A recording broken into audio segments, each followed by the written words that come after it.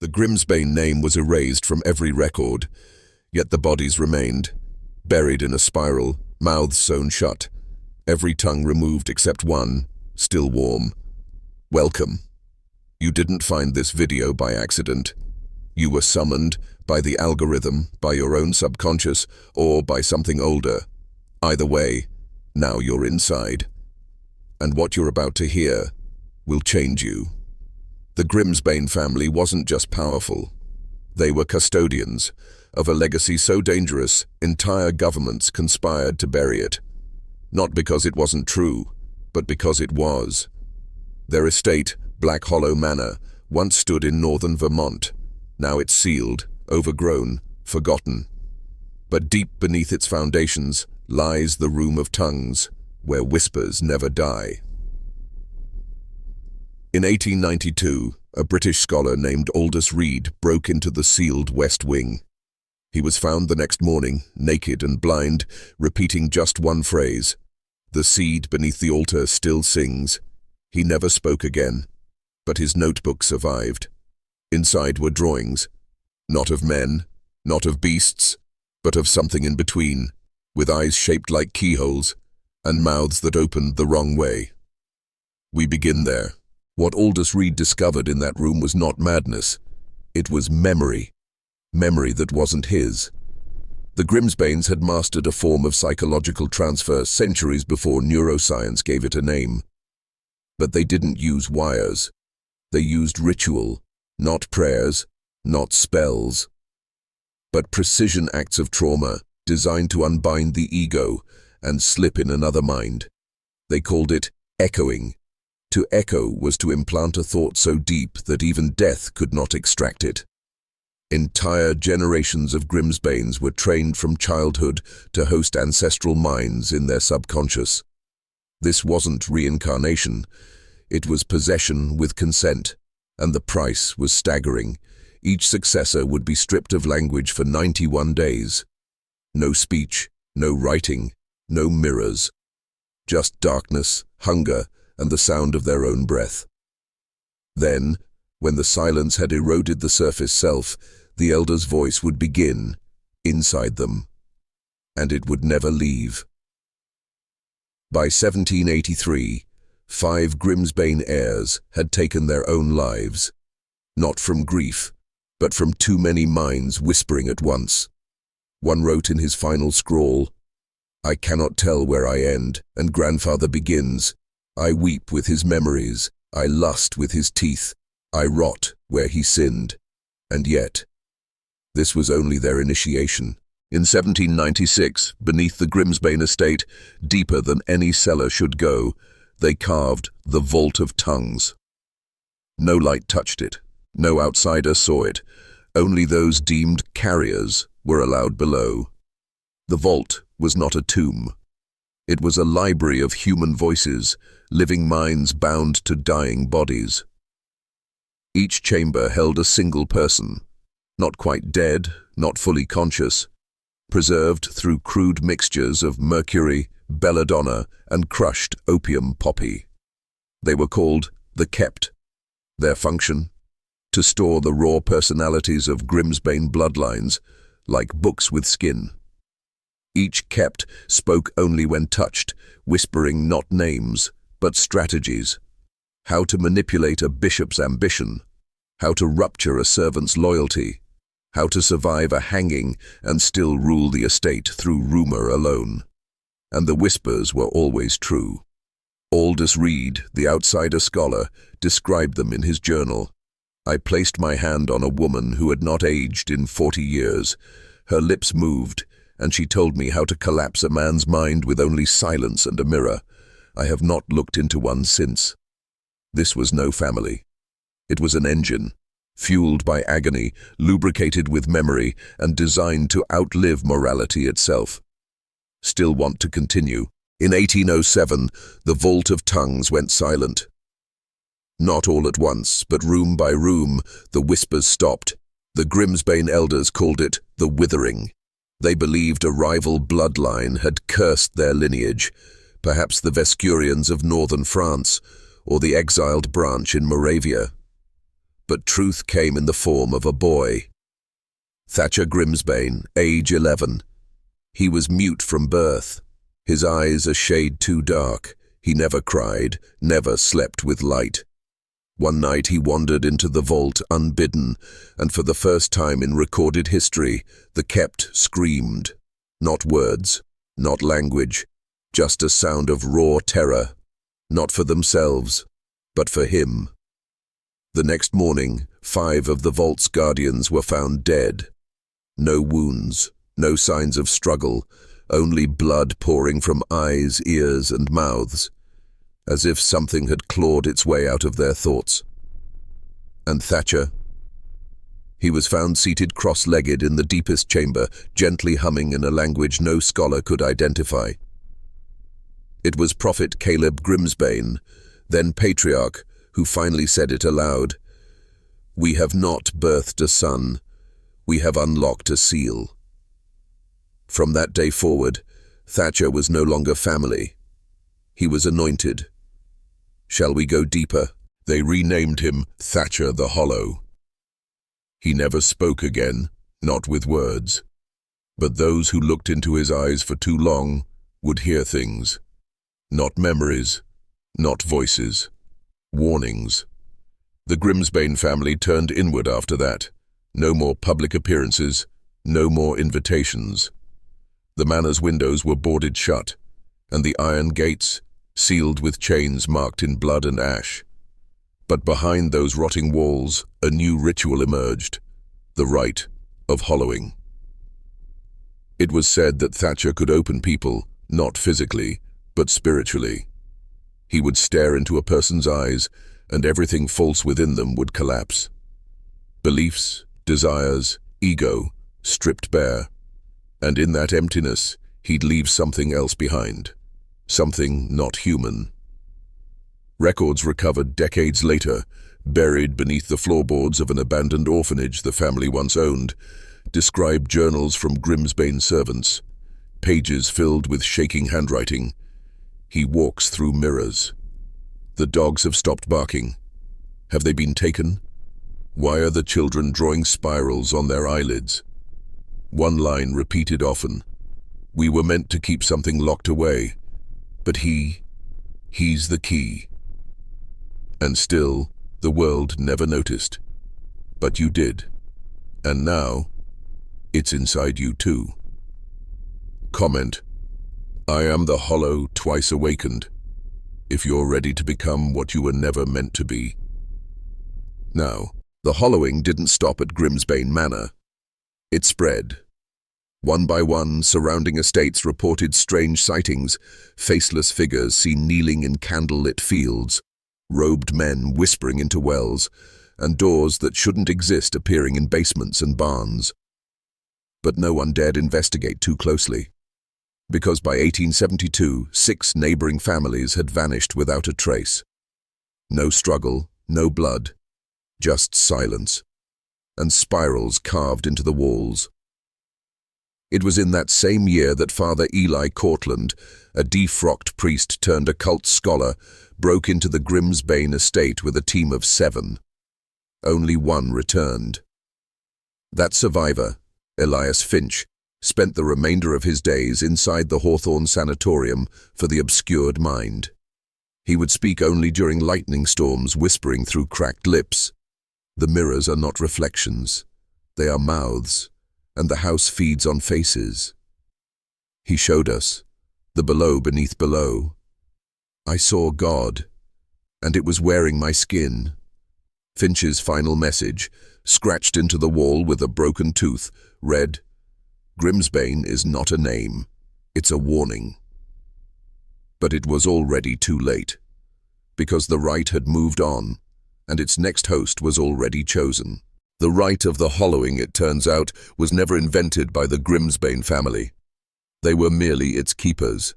The true origins trace back thousands of years to pre-deluge Mesopotamia, where a similar symbol, the inverted spiral with 7 glyphs, was found carved into obsidian tablets buried beneath temple ruins. The language? Untranslatable. The meaning? Hidden, except to those who already knew. These spirals weren't art, they were maps. Maps of the human psyche, designed not to guide us outward but inward, down through layers of consciousness where identity dissolves and something older begins to speak.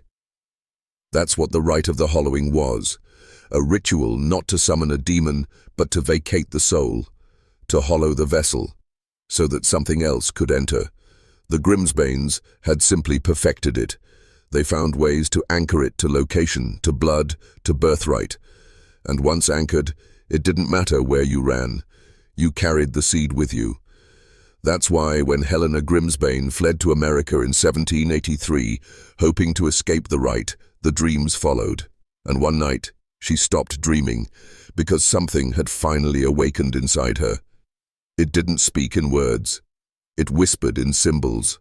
Helena Grimsbane was never seen in daylight again after October 13th, 1783.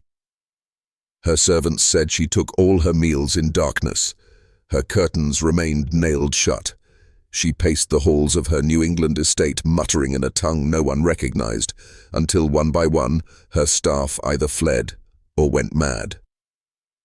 One maid, Elizabeth Carr, was found in the orchard 3 days later.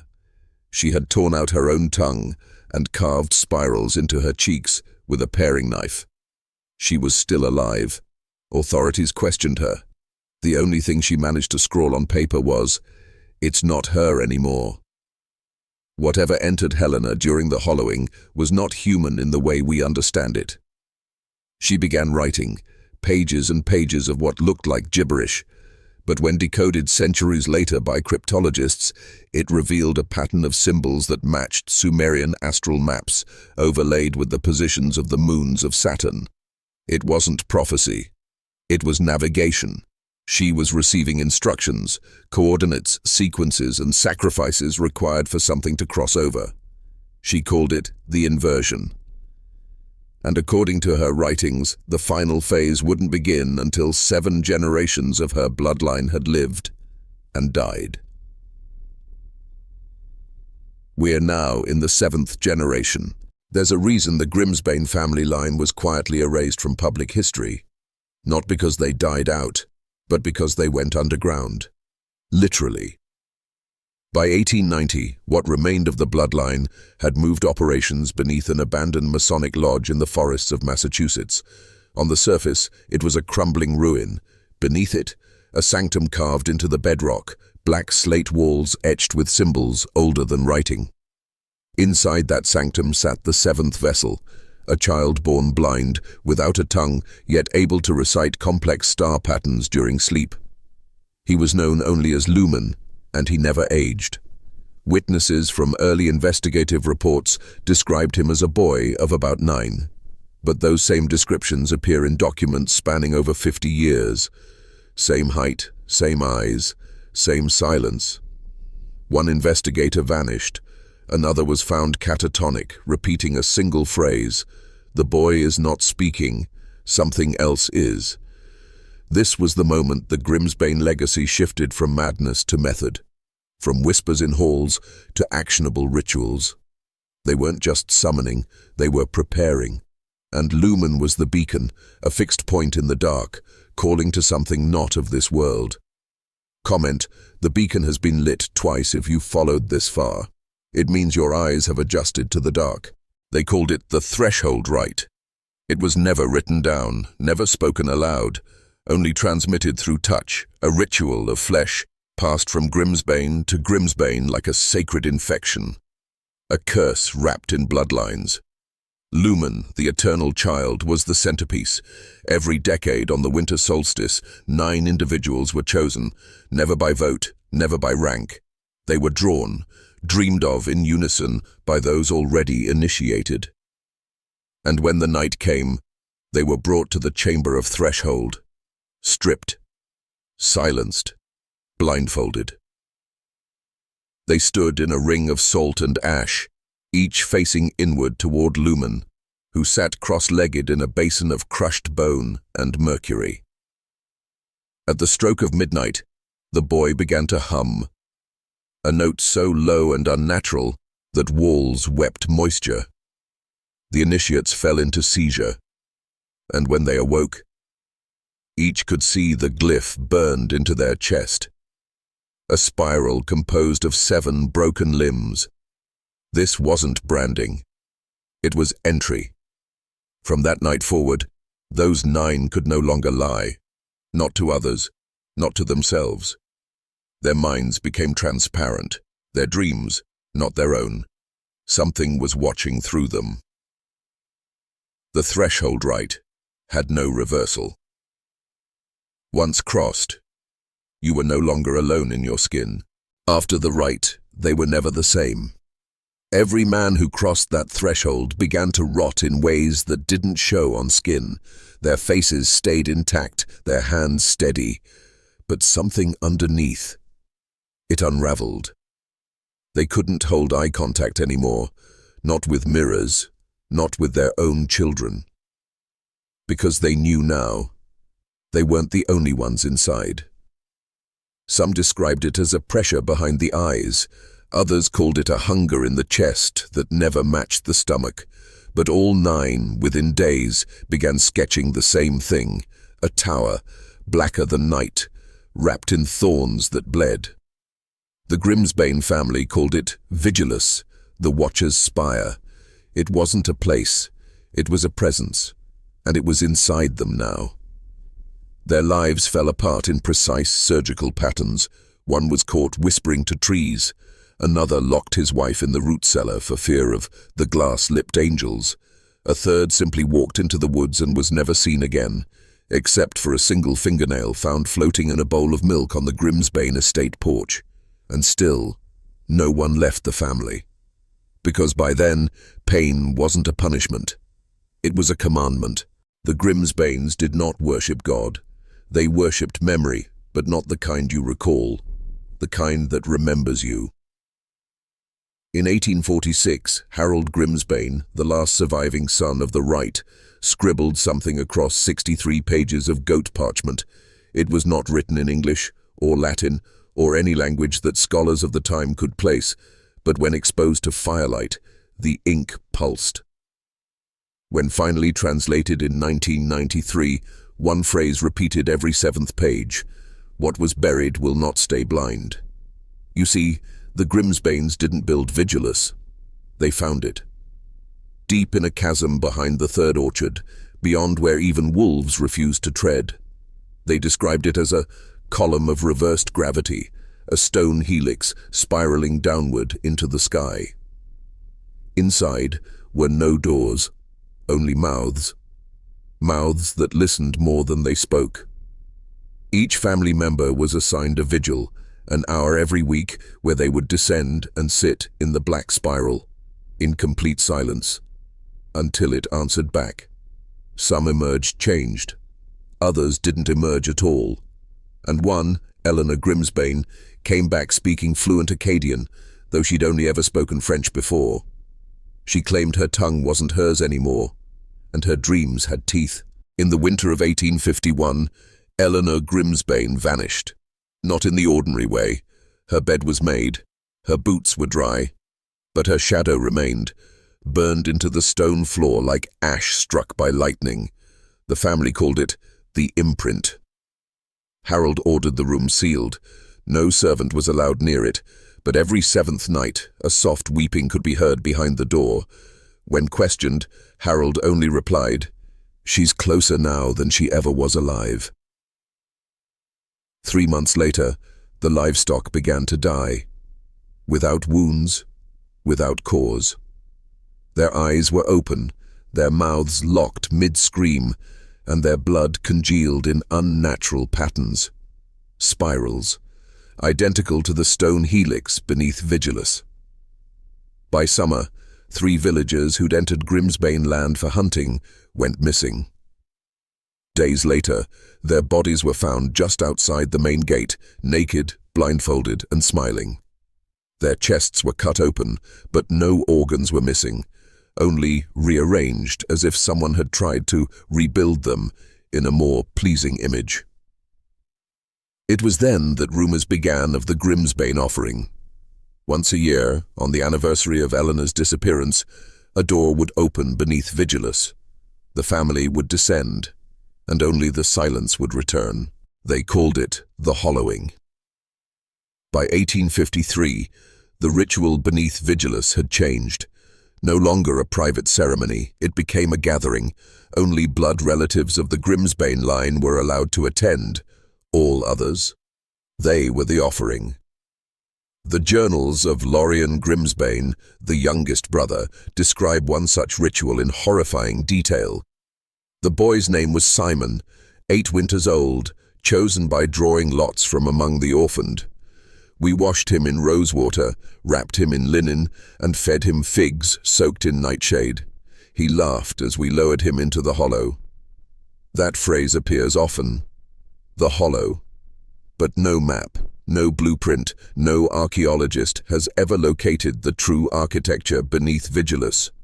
It's as if the structure exists not beneath the house, but beneath reality itself. What happens in the hollow is unclear, but the results. Each Grimsbane returns, changed.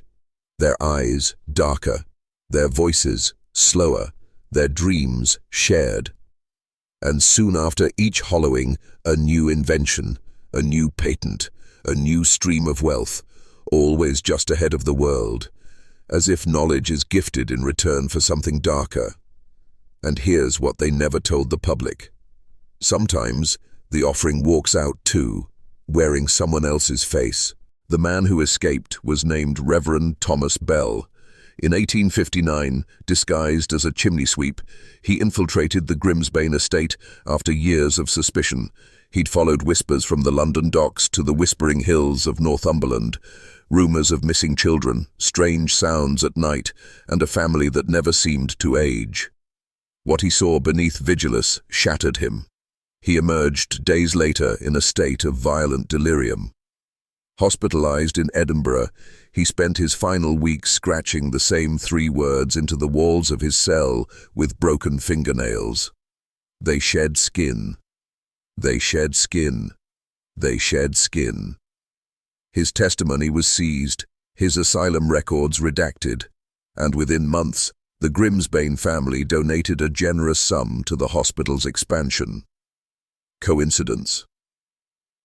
By 1862, the hollowing ceased. Or rather, it moved. Because what Reverend Bell witnessed wasn't just ritual.